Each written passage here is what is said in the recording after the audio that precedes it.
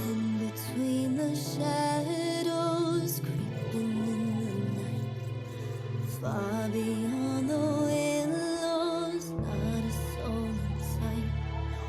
Ghosts and monsters looking for the kill. Nobody can save you, we do it just for thrills. Welcome, one and all, to Just for Thrills, episode 4. Episode 4, we've got one in the bank. We just did our first one, y'all, and it was really, really good. And this one might even be better.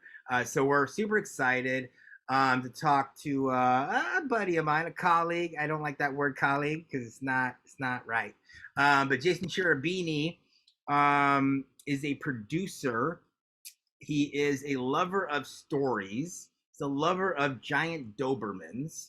And he's also, women all around the world should be thanking this man for keeping lifetime thrillers and their Merlot dreams alive and well, because he has made all the lifetime movies you could ever imagine. He has made them, and we're going to talk about that, what it takes to put those together, how he got started, and why he likes such big Doberman dogs. Like, that's a horror movie in itself. So welcome, Jason Cherubini. Thank you so much for having me, Jay. Our pleasure. That was a crazy bio that you did not expect to happen, right? We're excited to have you, man. We've known each other for a while. Yeah, we are a horror podcast, but I wanted to preface this to actually all our audience too, is that, like, we're a gateway drug to horror. So we are not just for the, like, crazy Hellraiser freak-a-leaks. We consider many different things horror, and we're always looking for those gateway doors. There is one of the great gateway doors is the lifetime thriller. And in general, like the women in peril type of thriller.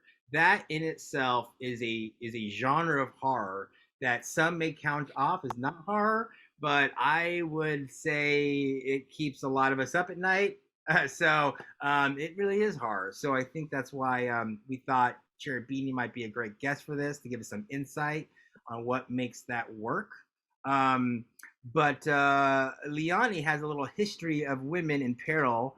And since she's the lady, I feel like you should give us boys some of the deets on the history of women in peril in the stories.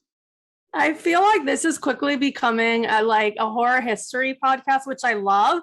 I actually was not I was good in I was really good at English.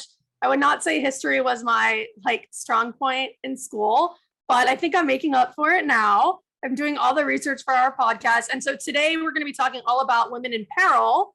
And we're going to go a little bit into Jason's career as well. But to start off, we like to do a little bit of history for the readers and also see, I guess it's a little test to see how much our expert guest knows about the area that they've chosen to push their career into. So just curious, before we start, Jason, do you have any ideas as to what you think the roots of women in peril, where you think that might have started? And there's a couple of different areas where it comes from, but just curious what your thoughts are before I read you what Wikipedia says about it. Well, I think a lot of it is really out of your damsel in distress trope. Oh my God, you're good.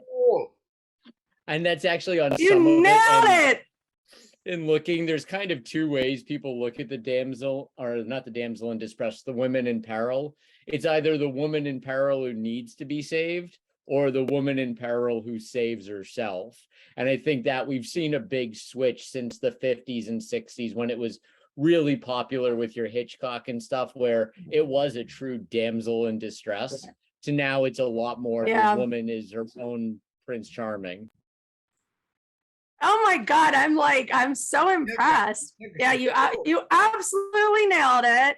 Yeah. So I will read you what Wikipedia / and Liani have to say about women in peril. So because I kind of merge it together because I have my own thoughts too, but this is amalgamation of both. So the damsel in distress is a reoccurring narrative device in which one or more men must rescue a woman who has either been kidnapped or placed in general peril.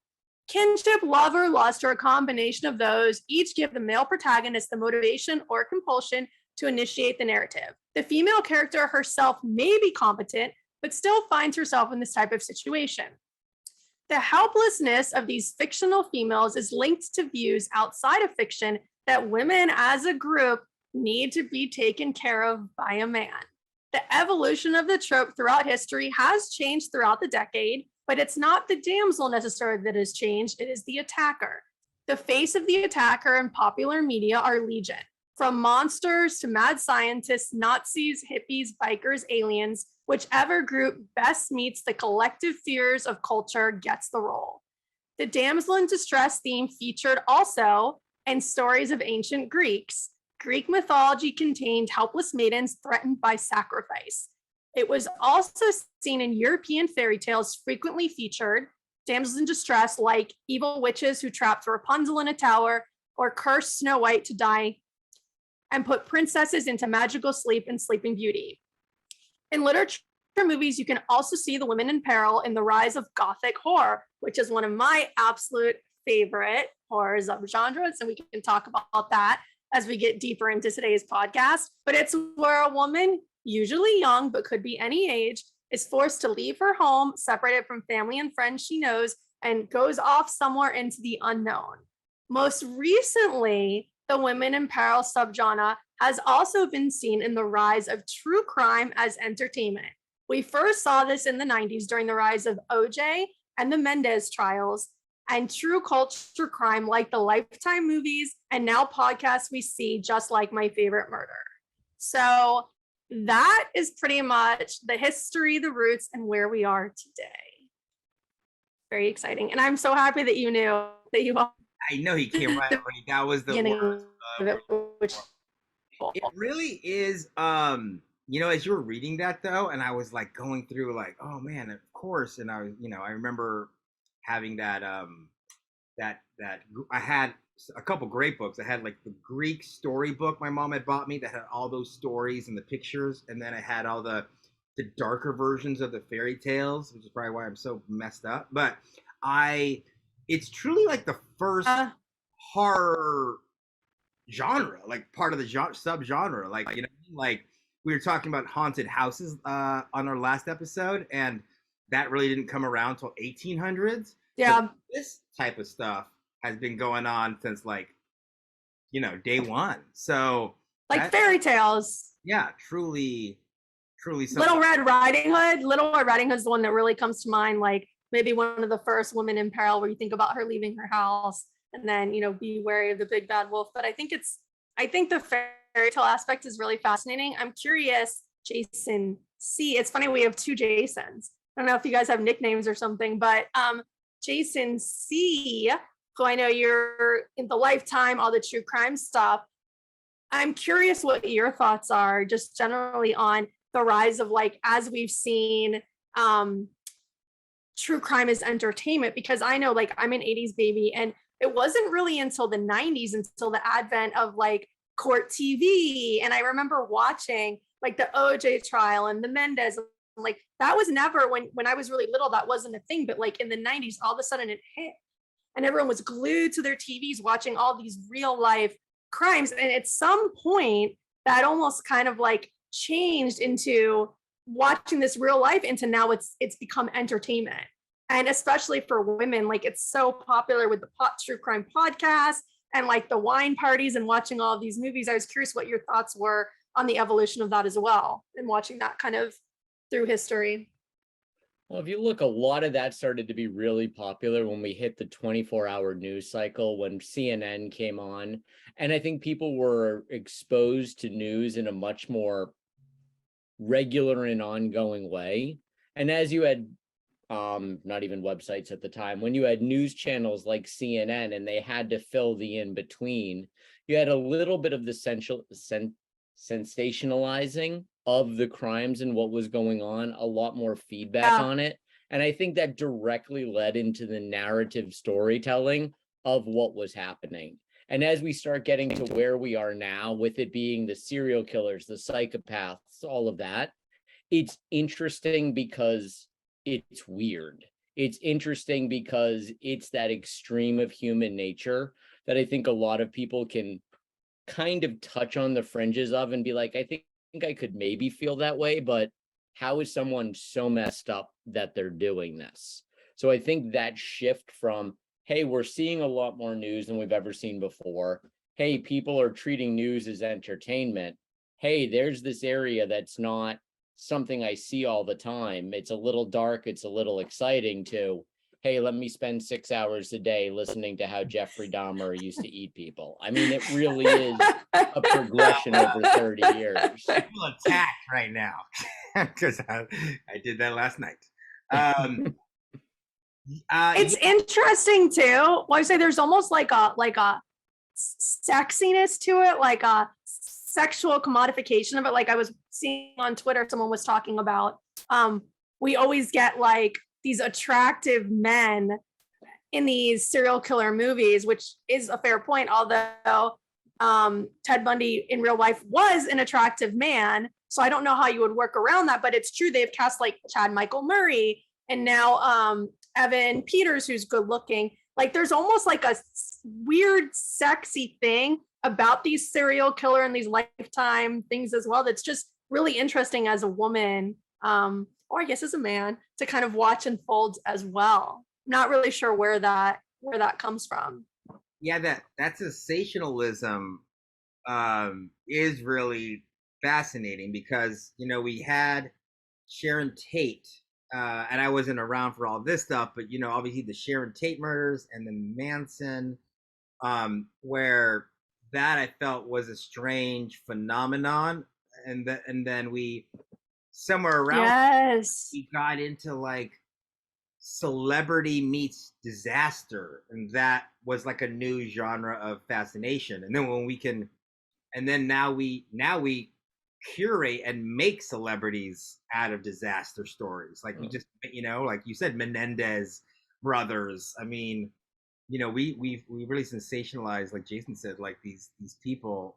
And now I kind of do hope we go back. I don't know how you guys feel about this, but I hope we kind of, I was watching Dahmer yesterday, and I know we're kind of going sidebar, but in this area, it's like in Dahmer, a lot of you really see the victim side of it, and you because we have like black and brown men who are depicted in these things, it felt important to actually like take away the rock and roll from the killer and actually not glamorize them as much, even though they still glamorize them.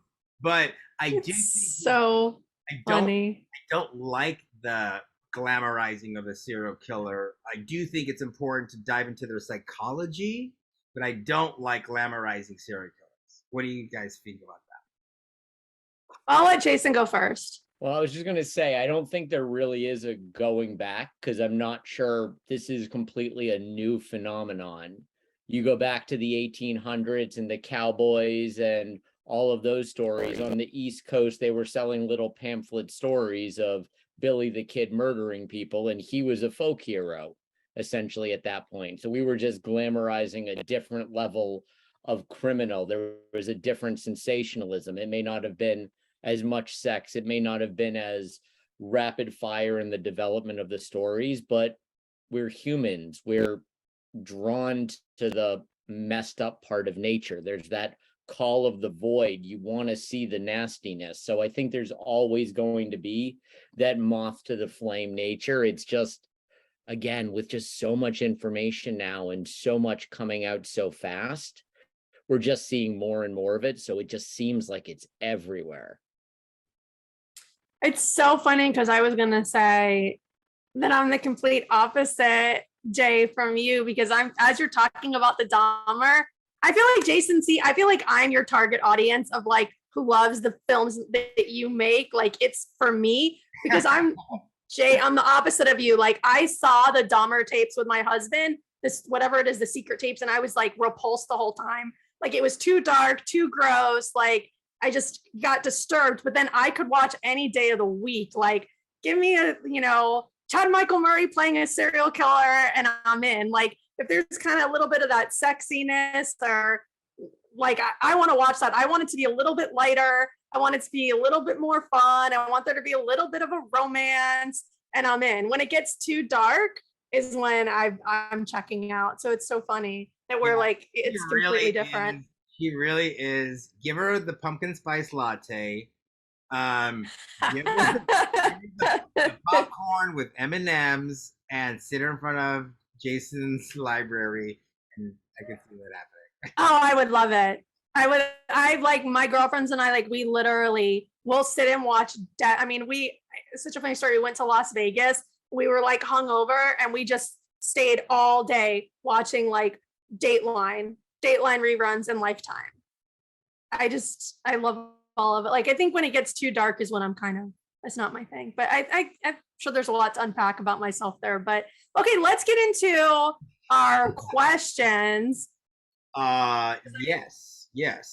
Let's talk about, so what are your favorite women in peril film or TV shows? Like what's influenced you or you're watching now? What are kind of your two or three favorites?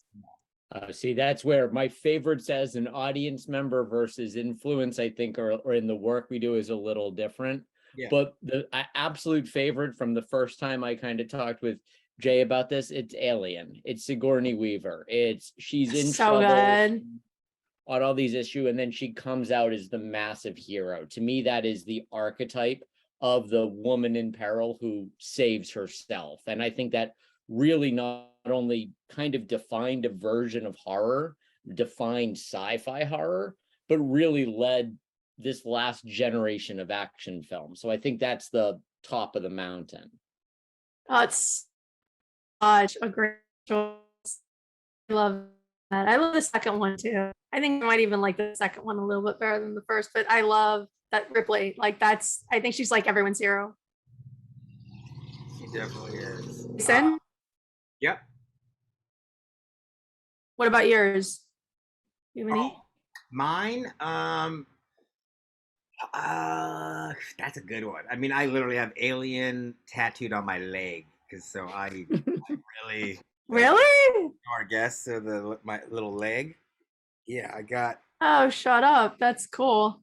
Queen right there. Okay, wow. Okay. So I'm on. Okay, well, you guys can both have Alien. Yeah, he's next. Yeah, Cherubini, you're next, man. You're gonna get one on your lower back.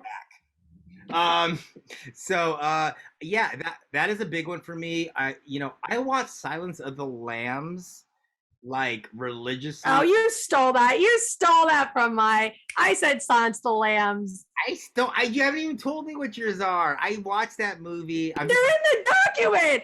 I was gonna come out with Silence of the Lambs and Jason was gonna be so impressed. And now you take it. Okay, go ahead. Go ahead.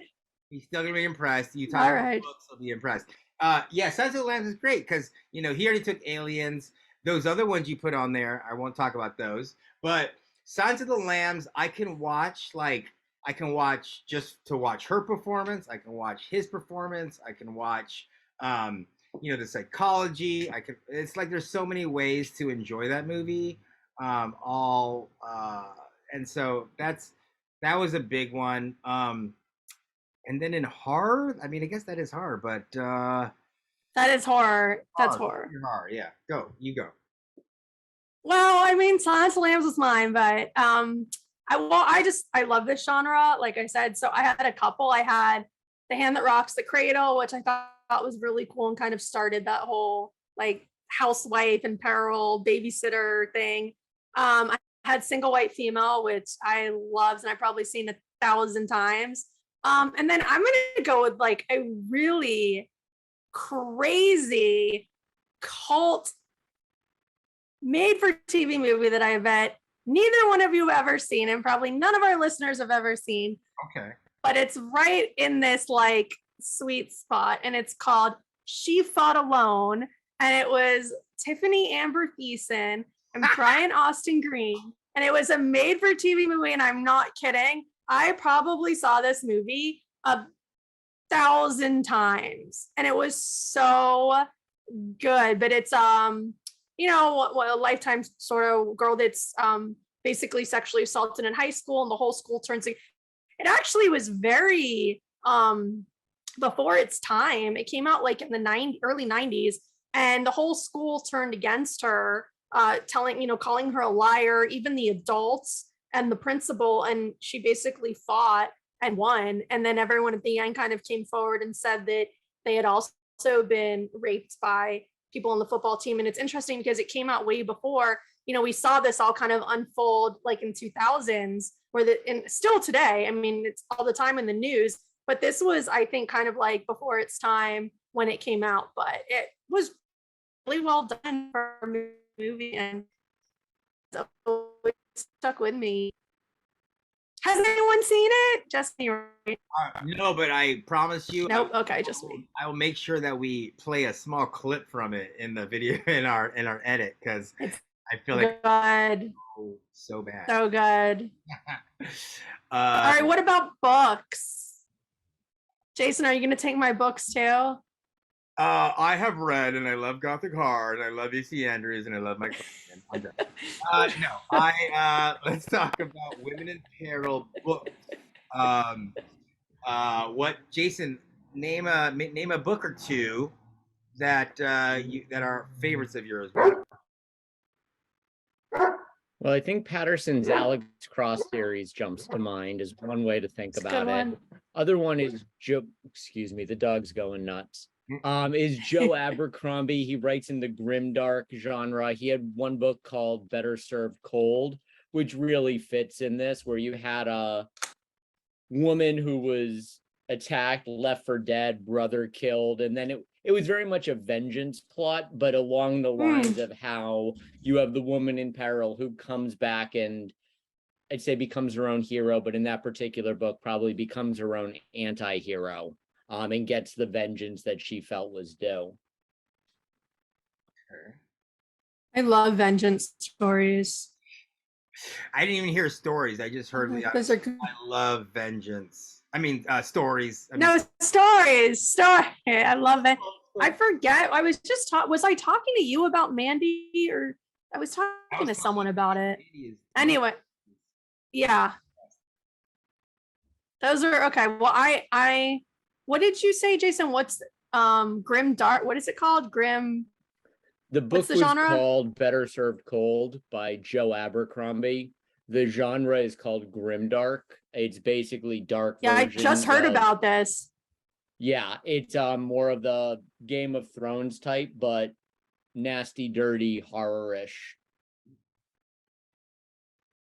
I just heard about this. It's like a subgenre of fantasy, right?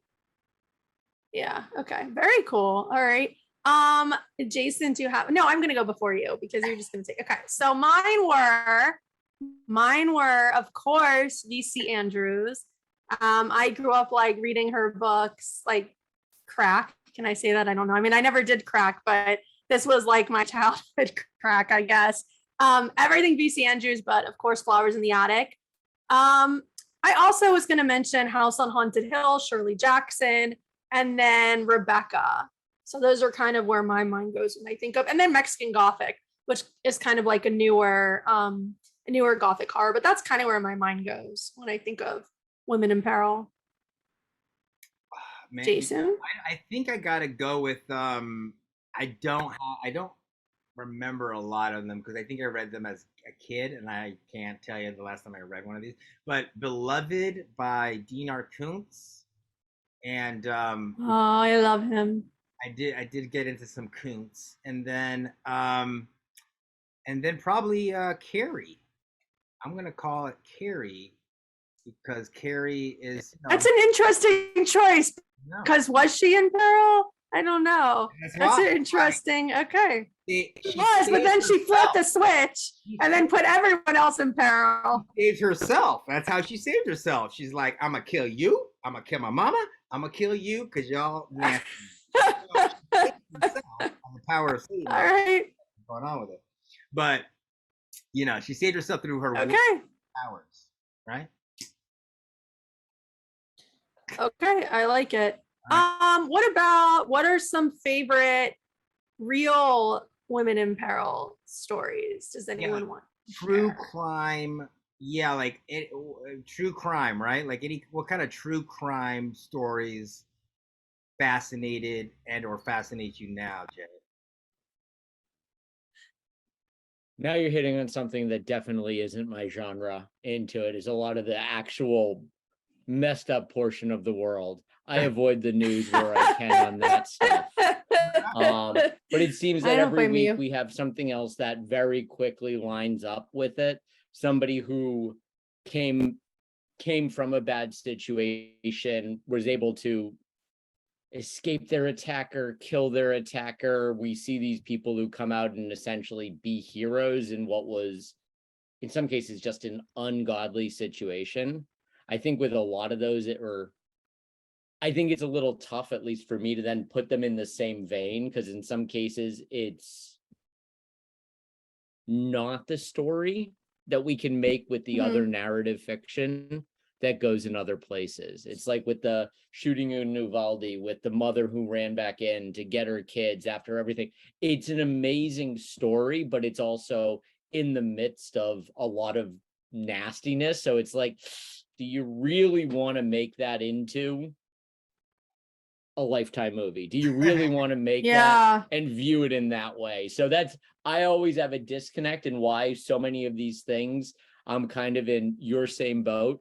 The really dark reality of it, I'm like, let's just tone it down a little bit. Just give me that much suspension of belief. This makes me think of this. This is a great lead up for the next question then, because wait, don't go to the next one, because I have thoughts too on this. Don't go to the next one yet, because it's such a good point. All right, go, hit me. No, hold it in, because I think that Jason's hitting on, this is exactly how I am as a viewer too. Like when it gets to, it's almost upsetting when it gets too dark and too raw. I have the same gut reaction that you have. Like I don't know if you guys saw this on Netflix. I really wish I hadn't, because it wound up being so much darker than I was expecting. But the story about the husband, I can't remember the name, but the husband that wound up, he killed his wife and his two small children. And I didn't know, did you guys see this on Netflix? It's like super famous because they interviewed him and he was totally normal, and he thought he was innocent. And then it came out that he was the one who had actually done it. And I can remember her name was like Shanna. It's like, it's a really, really famous case. But things like that, like I thought it was going to be more light and interesting. And then you get to like, this is such a horrific story. Who really wants to hear about a guy that kills his little, I mean, I feel like it shouldn't be okay to kill your wife, but I'm sort of like, people kill their spouses. But when it gets to the kids, that's where I was like, that to me that's hard to see that as entertainment when it's like little kids and stuff. So I feel the exact same way you do. And it's interesting to hear someone articulate it the same way. So I wanted to talk about that when things get too real. Hold on. I think that's a really interesting point. I gotta give okay. Here's the rebuttal. Here's the classic debate between the light horrors and the dark horrors. And here's the rebuttal. Yeah. I was thinking about it last night because I was watching Dahmer, and first 10 minutes, I truly was scared. I was texting people so someone would talk to me, and I was like touching this foster dog. This poor dog was like, I was holding on to it for life. And I don't get that scared, even though I like the dark stuff. But so it took me there quickly, and I was like, why? Yeah, why? And I still like, why do you like this? Why would you want to? And I think just like how how women might watch Dateline to uncover, they kind of play detective in a way. They're like, if I learn about this, it won't happen to me. I feel literally like, this is so stupid, but I feel like the dark protector of my friends and family, that I will go into the dark places for us, and I will put a light in there, places where I know you guys don't want to go, and I will be the guy to find out what sickness is in there so that we will never have to battle it ourselves. And I like finding out that mostly it's not the killings. I like the psychology. And I think the psychology, if I understand it, I could like stay away from it or something. And that's how much like how women will try to do detective work in a Dateline. I think I do that, but I go and I'll watch Hellraiser and I'll do that. I'll like, so if you see a guy from the military who likes a lot of BDSM and sex and he likes puzzle boxes, stay away from that man. So I think that's my debate, and that's why some of us like the darker stuff. I remember, by the way, the guy, it's Chris Watts. That was the husband. Just so avoid it because you're not going to like it, Jason.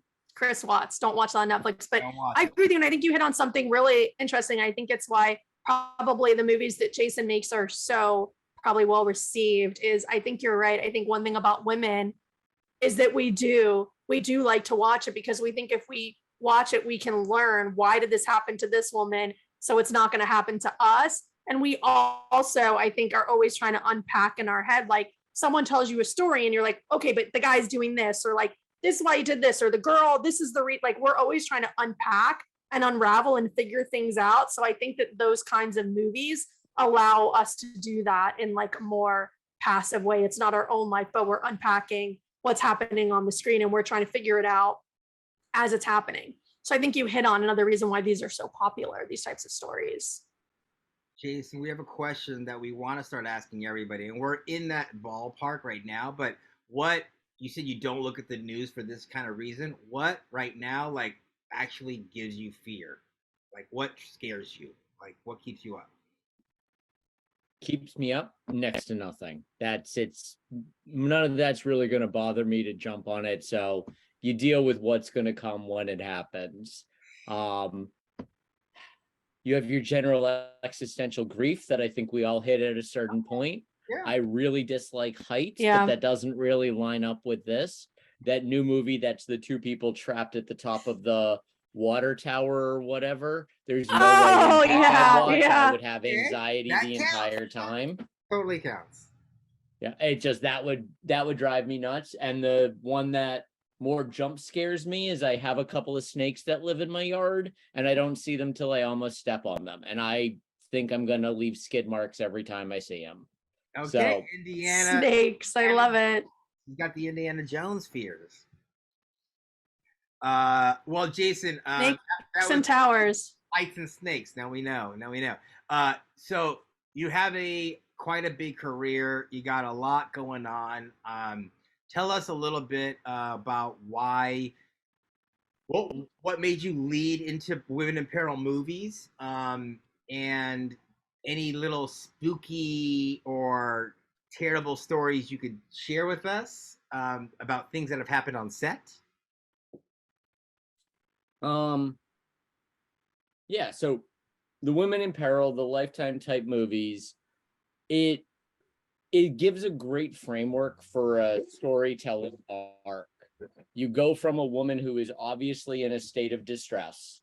Something is happening generally outside their control, someone who may be not prepared for what happened, and they then need to overcome it by the end. It really is as simplistic of a roadmap as you can have for a character arc.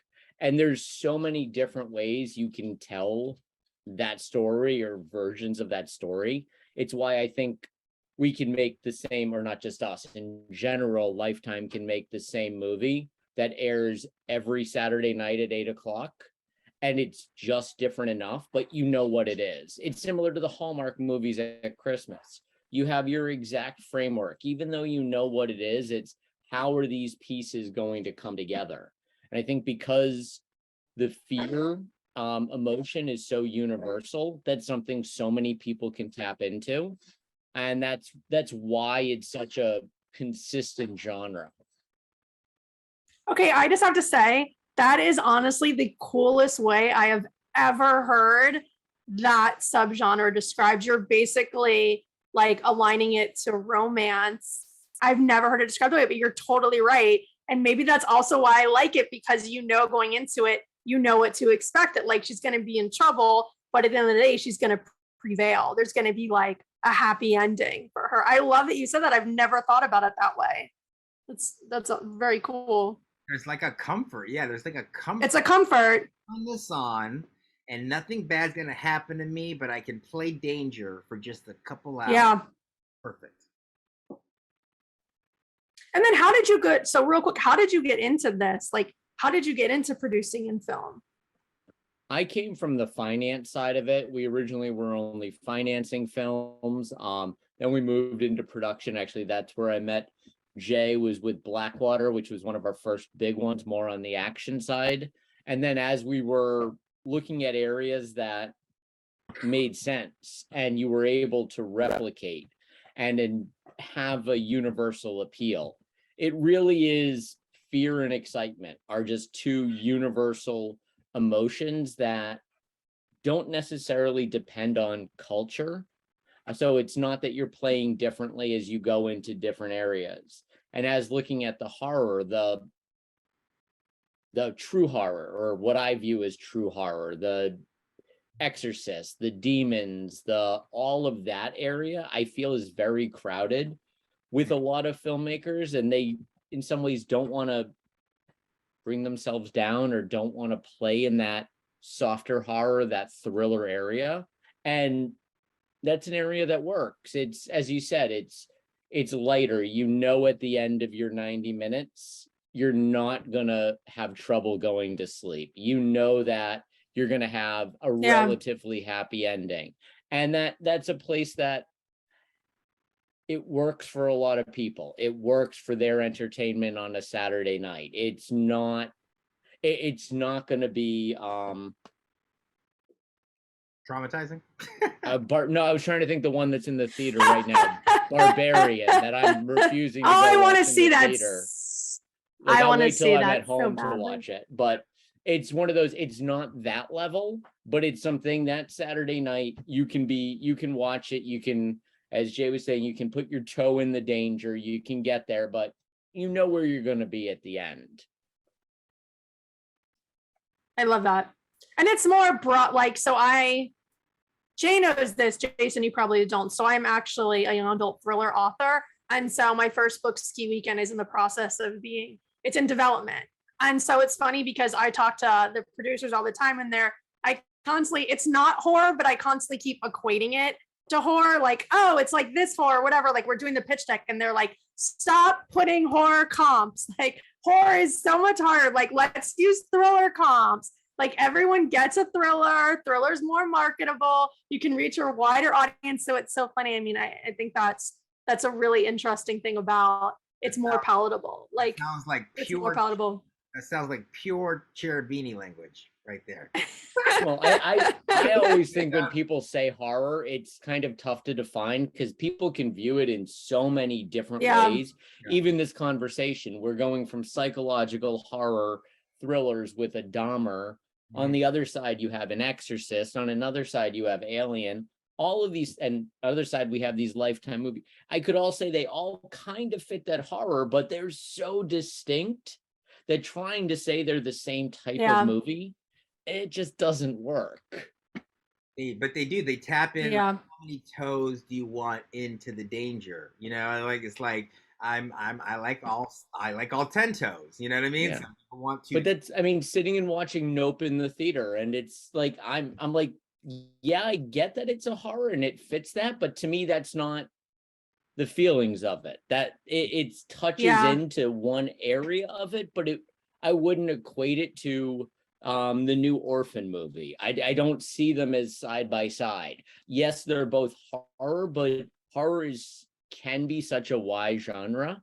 I think more than almost any other genre, it can touch all of these different areas. So when we talk about it, it's not one singular thing. It could be almost anything. And that's like, I love that because that's why we have our podcast. That's like why Jay and I decided to do this, because we love it. And every time we meet people that are like, I don't like horror, I can't watch horror, even my husband, I'm like, yes, you can. You have in your head that it's like this one niche little thing, but it's not. It's so broad, and there's so many different stories within it that we're like, we bet we can find something that you're gonna like that fits within that overarching genre. Like a Men's Warehouse ad. Yeah, that's our pitch for our podcast. We can find something you'll like. We find something that'll fit you. Yeah. Wait, so Jason, what's next for you? And where can people find you? Where can our listeners find you, and what's next? Well, right now we have Quicksand coming out, I believe, later this year. That falls squarely in the survival thriller space, similar to like a 47 meters down.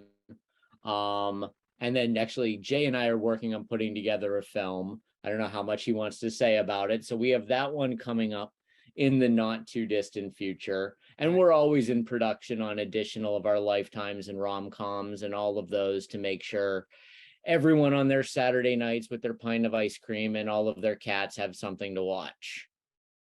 So cool. All right, do we want to do the JFT Freaky 5? Do I get to do it this time because you did it last time? This time we switch it up. All right, so Jason, we have a little lightning round. It's 5 questions, super fast. Whatever comes to mind first, just shout it out. Are you ready? I am. Okay. Question number 1 of the JFT Freaky 5.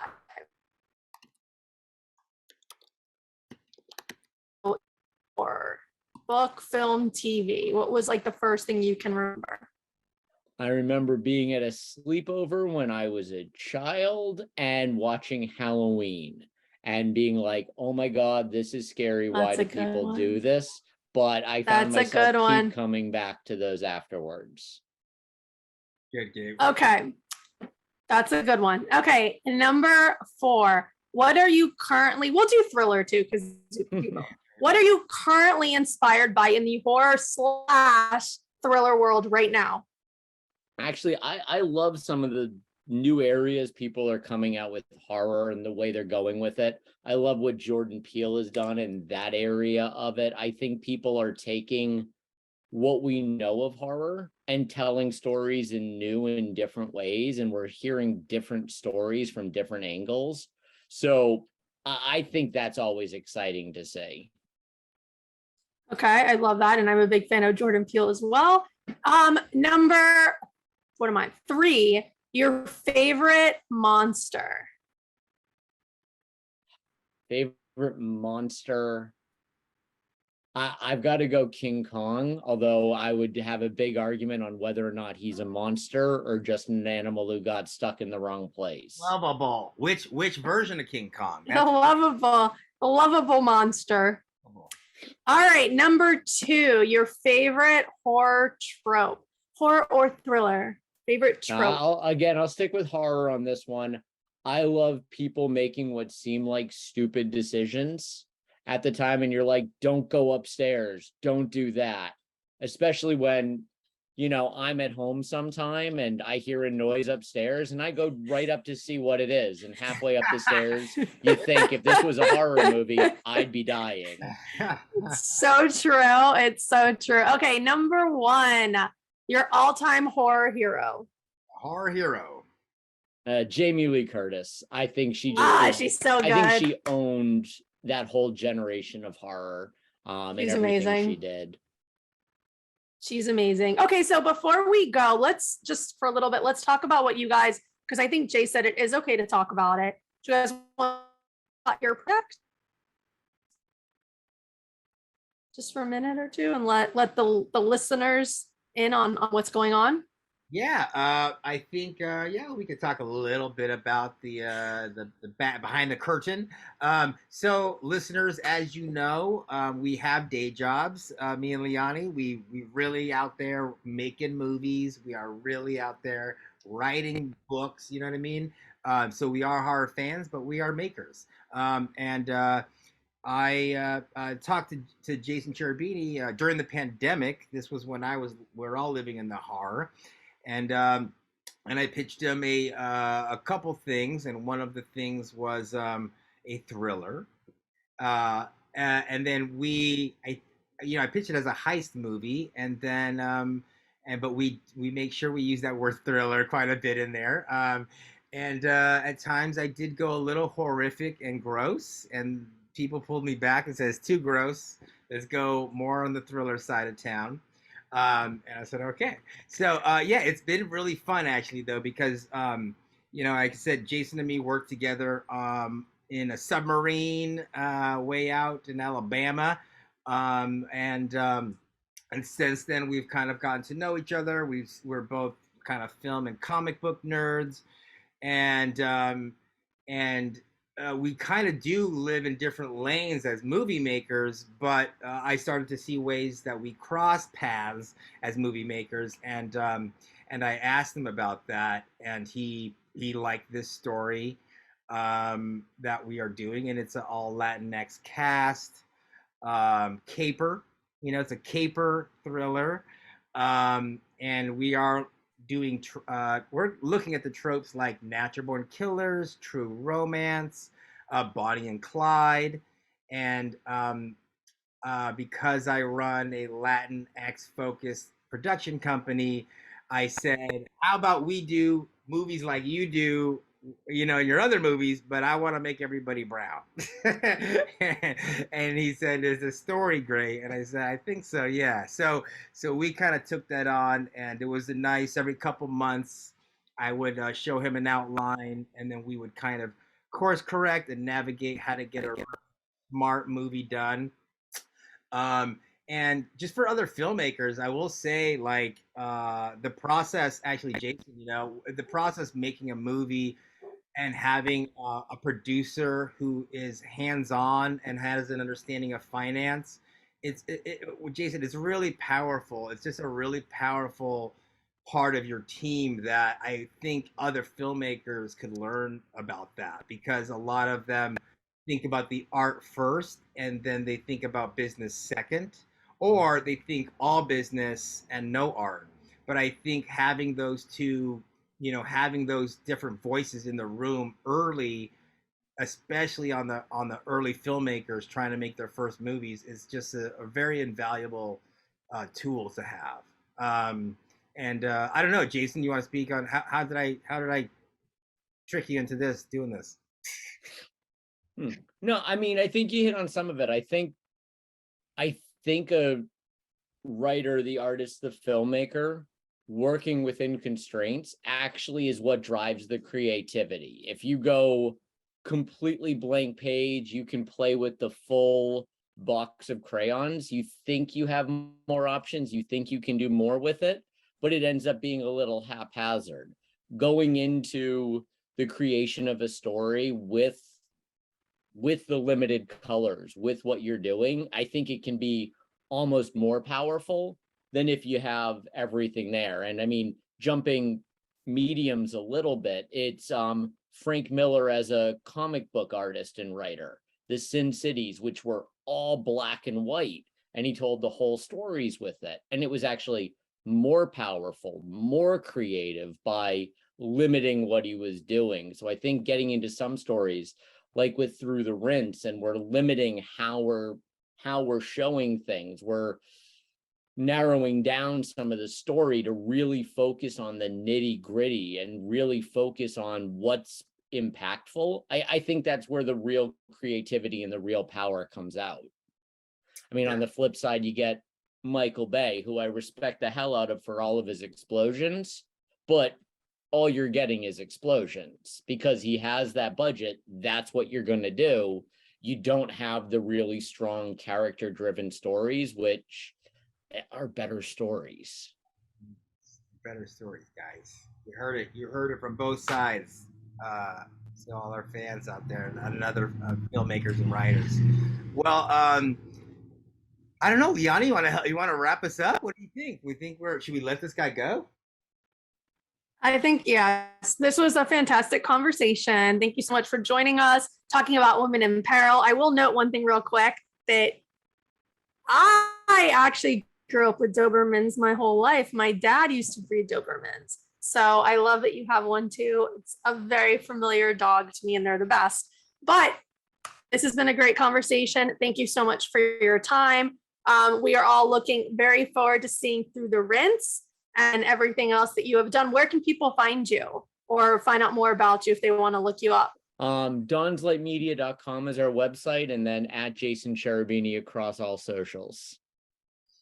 Perfect. Jason, All right. Well, this was a great conversation, and we will. Yeah. I don't know what we will do. do. We'll be watching all the Lifetime movies with our wine. I won't do it with wine, but I'll join you. Bye. All right. Sounds good.